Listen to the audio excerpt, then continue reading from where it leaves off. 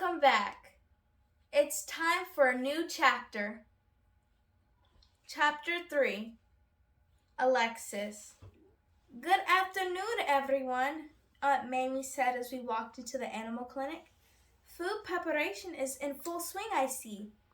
In the middle of a big room, at a large steel table, several older teenagers in green smocks were chopping up carrots, squashes, apples, and heads of lettuce.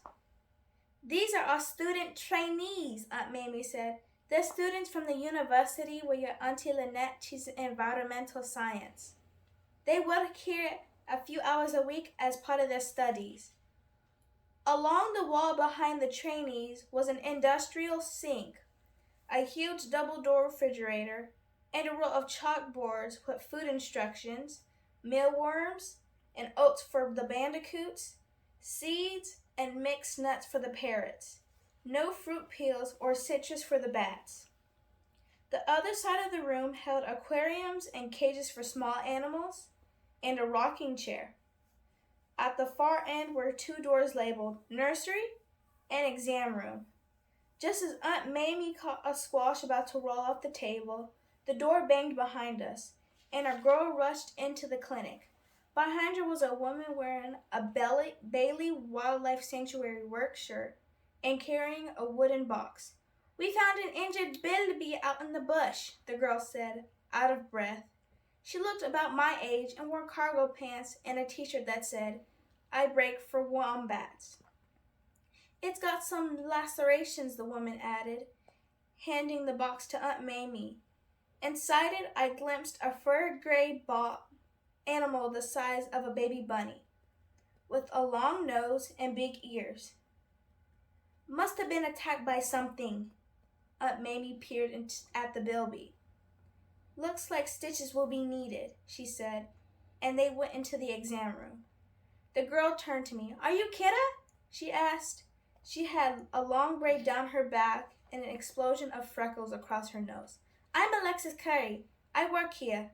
"You do?" I asked, impressed. "How old are you?" "Almost 11. My mom's the vet nurse," she said, motioning toward the exam room door. "And my dad's the ranger here. He takes care of grounds and also does lots of cooking. We live in the bush camp." "What bush camp?" I asked, because the last time I was here, there was nothing called a bush camp. But before she could answer, her mother peeked out of the exam room. "Alexis, can you take Blossom, please?" She held out a large canvas shoulder bag. Alexis took the bag and opened it so I could see inside. At the bottom, two pointy ears stuck out of a knit pouch. "Ever bottle fed a joey?" I knew a joey was any kind of baby marsupial, but I was pretty sure this one was a kangaroo.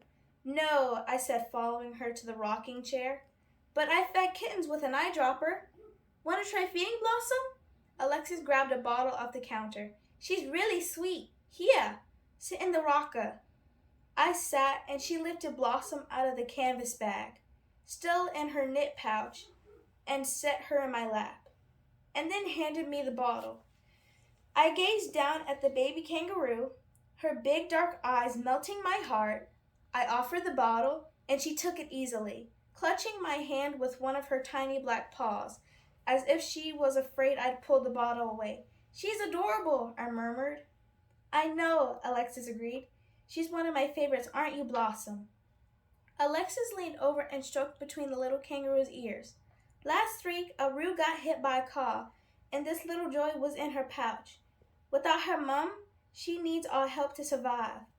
Joys feel safest in their mom's pouch, so we carry her around all the time in this."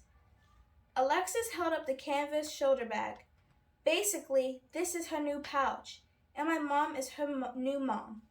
Aunt Mamie says I get to raise the next Joy myself, so I've been practicing on Blossom, feeding her and carrying her when my mom is busy. Hey, do you like wombats?" Without waiting for an answer, Alexis turned and went into the other room. Through the open door, I glimpsed wooden crates, piles of folded blankets, and more pouches hanging on hooks. It was a Joey nursery! I felt a pang of envy. This girl, Alexis, was basically living my life I had always wanted at my aunt's sanctuary. And did she call Aunt Mamie Aunt too? Alexis came back carrying a much smaller wombat than Muffin. This is Booma, she told me. He's almost 10 months old, although his name should be Bonkas, if you ask me. She put Bama on the floor and he took off, zigzagging across the tile and bulldozing through a bucket, sending veggie scraps everywhere. Booma! Alexis scolded, bending over to pick up the mess. She sat cross-legged on the floor and patted on the tile in front of her. Over here, she called. Boomer scurried around the table and ran full tilt back on her, crawling into her lap. But then, a moment later, he flipped back onto the floor and scampered over to a pile of folded towels on a low shelf. Alexis tried to reach him before he toppled them over, but it was too late. I couldn't help laughing, startling Blossom. Oh, Booma, you naughty thing, Aunt Mamie said, coming out of the exam room, her hands on her hips. Behind her, Mrs. Curry was placing the Bilby, bundled in a blanket, into a cage along the wall. Will the Bilby be okay? I asked, pulling the empty bottle away from Blossom and rocking her back and forth. He has quite few lacerations, Aunt Mamie said, but I'm hopeful he'll make a full recovery. Poor thing, was definitely attacked by something. Alexis stood up, wiping her hands on a towel. Something like a predator? Her mom nodded. There might be a breach in the perimeter fence. I'll have your dad take a look. I turned to Aunt Mamie. I don't remember a fence around the property, I said. We've made a few changes since you were here last, Kira, including a bush camp for more staff and researchers, Aunt Mamie explained, and also a fence to keep our animals safe from foxes and other predators. The Bilby got lucky, said Miss Curry. He could have been killed. I worry, though, that if there's a predator on the property, how many more animals will get hurt? Want me to go look for it? Alexis offered. How about tonight when predators are most active? No way, Alex, her mother said. You're not to go skidding around the property, but in the dark looking for predators. Alexis slumped. But Kira can come with me, right, Kira? She looked at me, clearly hoping for an ally. But trasping through the Australian wilderness in the dark, looking for dangerous animals, did not sound fun. Suddenly, Mrs. Curie rushed over to me, beaming. Kira! She shook my hand, bobbling around the sleepy Joe in my arms. Welcome! I've heard so much about you. We're so glad you're here. Me too, I told her, hoping Alexis would drop the idea of a predator hunt. I was saved by Aunt Mamie. Listen, girls, there's a rule here on the property, she said, looking stern. No nighttime bushwalks without an adult, understand? Sounds like a great rule, I said quickly. You weren't going to catch me out there in the dark with a predator on the loose. That was for sure. Fine, Alexis grumbled. Well, hey, do you want to see the bush camp, Kira? Sure!